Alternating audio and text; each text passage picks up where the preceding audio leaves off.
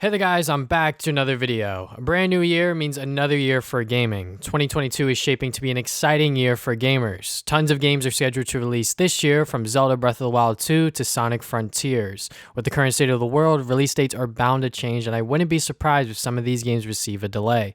Regardless, let's jump into my top 10 most anticipated games of 2022. Number 10, Pokemon Legends Arceus is the first open-world Pokemon game. With the genre becoming more and more popular over the years, it's finally Pokemon's turn to go open-world. Described as an action RPG, Pokemon Legends Arceus is considered part of the 8th generation of Pokemon games, alongside Sword and Shield and Pokemon Brilliant Diamond and Shining Pearl. Personally, I haven't played a Pokemon game since X and Y, but I'm willing to give this one a shot because of its jump to the open world. The first reveal looked a bit shaky due to the frame rate and the graphics, but it looked better in the Pokemon Presents event in August. Everything I've seen on Legends Arceus is what I expect from an open world Pokemon game. It seems like a good step in the right direction. I know Game Freak has been getting flagged due to their poor presentation in recent games, but that didn't stop people from buying the games. Pokemon games seem to sell well every single year, and I haven't played one since 2013. That could very well change soon, as Pokemon Legends Arceus is scheduled to release on January 28th. Number 9.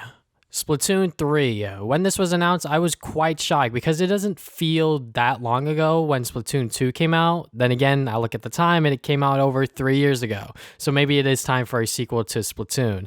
It looks like the same fun from Splatoon 2, but with new weapons, maps, styles, and expanding lore. I know the story for Splatoon is kind of crazy, so I'm interested to see if fans are pleased with the steps the devs are taking for Splatoon 3's story. Personally, I'm all about the online play for Splatoon games. I played so much of Splatoon 2 online when it first came out, I burned myself out of the game. I peaked at A rank in pretty much every single mode, but how Nintendo kiddifies the game modes by rotating them every hour or so got annoying. Also, my teammates being actual children and no way to communicate with them got frustrating very easily, which is where I ultimately quit the game a few months after. Whenever Splatoon 3 comes out, I'm ready to grind the online play once again. Number 8. Horizon Forbidden West. I loved Horizon Zero Dawn on the PlayStation 4. I don't remember much of the story aside from the beginning and ending, but the gameplay kept me engaged the whole way through. This is an open world game where I was fully sold on it purely on the gameplay. It's just that much fun. With Horizon Forbidden West, it looks like more of the same, but bigger and better. It's also prettier thanks to the PlayStation 5. I don't know what else to say because I'm eager to jump back into the world of Horizon Forbidden West later this year. Number 7. The sequel to God of War 2018 is scheduled to release later this year. I wasn't too crazy on God of War when it came out on the PlayStation 4. It's a soft reboot of sorts with a new story and revamped gameplay style. The story is interesting, Kratos guiding Atreus as his father and becoming a warrior. The gameplay is super fun, swinging the axe around methodically while dodging and parrying attacks. I don't have a problem with the game itself, but it's not 10 out of 10 material in my eyes. The ending is probably the best part of the game and one of the main reasons why I'm excited for God of War Ragnarok. I want to see where this story goes. Where does this new adventure for Kratos and Atreus lead them? We know Thor is in the game, which is interesting and can be surprising to some people. I didn't know about the secret ending featuring Thor until someone on YouTube spoiled it for me. The gameplay looks more the same, and I don't mind that at all. Adding a few bells and whistles to improve from its predecessor, and I'm all good to go. God of War Ragnarok is scheduled to release later this year. Number 6. Suicide Squad Kill the Justice League. This is Rocksteady's next superhero game after their famous Batman Arkham series. Batman Arkham Asylum literally revolutionized what it meant to be a superhero video game. Almost every superhero video game after Arkham Asylum copied its combat, and only a few succeeded. Suicide Squad Kill the Justice League is an action-adventure shooter where, you guessed it, the Suicide Squad are tasked to kill the Justice League. 4 playable characters where you can play this game solo or with friends. Playing a superhero game with friends, especially one made by Rocksteady, can be super fun. The shooting mechanics look pretty good, nothing out of the ordinary for a third-person shooter. It seems to be carrying the same lighthearted spirit of the previous iterations of the Suicide Squad. I don't know much about them outside of the James Gunn movie, but I think keeping the tone goofy and fun for these characters is the way to go. Also, having the Suicide Squad Kill the Justice League can introduce cool boss fights and set pieces.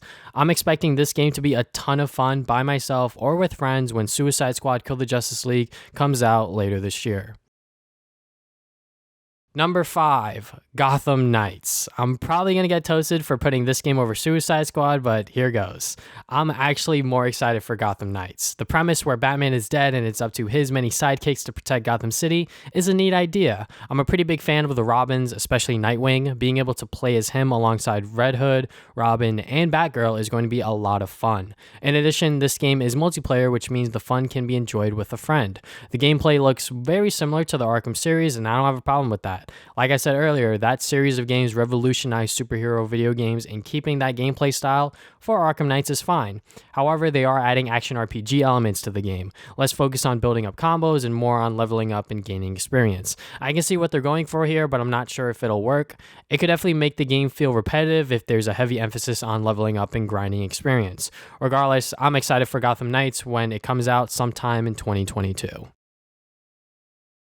Number 4, Life is Strange Remastered Collection. If you know me, I love the Life is Strange franchise. I've talked about it so much on this channel, you most definitely know I'll be playing the Remastered Collection when it comes out next month. My first time playing Life is Strange was in the summer of 2017. I played through all 5 episodes in one day, and wow, that was an experience. I was so invested in the story of Max and Chloe, I wanted to solve the mystery of Rachel Amber. Additionally, the time travel mechanic made the gameplay the most engaging of any graphic adventure game ever, and this statement still holds true in 2022. Being able to rewind time and see almost every possible choice before solidifying one of the options made decision making kind of hard at times. The characters, the town of Arcadia Bay, and the rewind power makes Life is Strange one of my favorite games of all time. The presentation of the original game could have been better, along with the lip syncing for the dialogue. The remastered collection looks like it's fixing those issues on the presentation side, and I'm happy about it. They're also updating Life is Strange Before the Storm for this collection, which is super nice. Before the Storm is about Chloe and Rachel's relationship before the events of the main game.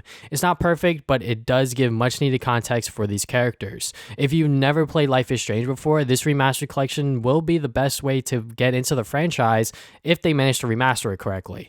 I'll be playing Life is Strange Remastered Collection when it releases on February 1st. Number 3.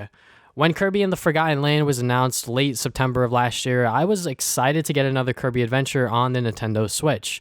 While I found Kirby Star Allies to be slightly disappointing at launch, Nintendo did give the game a number of free updates. The Forgotten Land is Kirby's first full 3D game. Kirby has the freedom to move in all directions, which is exciting. I've been wanting a full 3D Kirby game for a while now, and it's great to see Nintendo finally make that jump. The post-apocalyptic setting is kind of interesting because Kirby is known as the wholesome Nintendo IP.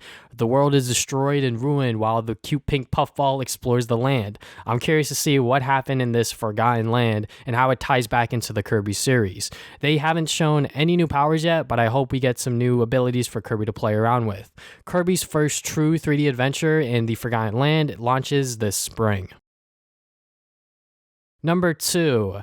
Now, this game came out of nowhere. Teenage Mutant Ninja Turtles Shredder's Revenge surprisingly dropped a trailer early 2021. Growing up, I watched the 2003 cartoon and fell in love with the franchise. I played a lot of their games, including Turtles in Time on the SNES and the Hyperstone Heist on the Genesis. So, when a new retro-style beat-em-up featuring the Turtles was announced, I'm already sold. The game is taking heavy inspiration from the 80s cartoon and the games from that era. 4-player online and local multiplayer is great to hear. A lot of these indie games tend to only have local multiplayer, so it's nice to see them recognize online as a must, especially with today's world situation. April O'Neil is now a playable character, which is kind of neat. The sprite work looks amazing and the soundtrack is pleasant on the ears too. Despite not a lot being shown outside of the few trailers dropped from the developers, I am eagerly awaiting for TMNT Shredder's Revenge to release later this year. Number 1. I mean, what can I say? I named myself after the blue blur. Sonic Frontiers is my most anticipated game of 2022. Only one trailer released and no gameplay in sight, Sonic Frontiers is the long-awaited next mainline game in the series after Sonic Forces in 2017. My disappointment with Forces comes from the lack of commitment and direction. Sonic Team wanted to tell a much darker story for the series, with Sonic and friends actually losing against Eggman, but they failed to execute it properly. Infinite was supposed to be this menacing villain, but ended up being a joke. joke. They also brought in classic Sonic and a custom character for no reason. Sonic Forces feels like another step backwards for the series. With Sonic Frontiers, however, it seems to be taking Sonic in the open world direction. Sonic's Breath of the Wild, if you will. I'm excited about this decision because we've been doing the boost formula gameplay since Sonic Unleashed in 2008. A change in direction for the gameplay is needed in my opinion, and many fans in the Sonic community feel the same way. The story is being written by Ian Flynn, who is a longtime writer for the Sonic comic books by Archie and later IDW Publishing. His writing style for Sonic and Friends is good, and I'm eager to see how he does writing for a mainline Sonic game.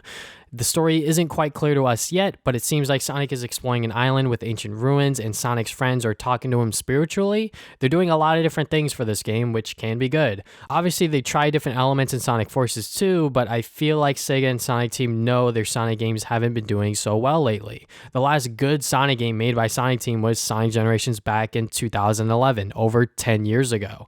Not to say this is do or die for the Blue Hedgehog, but it's time for Sega and Sonic Team to get it right with a new 3D Sonic game. Either way, I am really excited for Sonic's newest adventure when Sonic Frontiers releases in the fall. And those are my top 10 most anticipated games of 2022. If you guys have any games that you guys are looking forward to later this year, be sure to leave them in the comment section below. Thank you guys for watching this video. If you guys have not already, you can subscribe. I put new videos up on Saturdays. Follow me on social media, Facebook and Twitter. Try to put updates on my future videos. Check out my podcast. We talk about games, movies, and anime every other week over at anchor.fm/TravisDamien And yeah, that is all I have for today. Thank you guys for watching this video once again. I'll see you guys next time with more videos.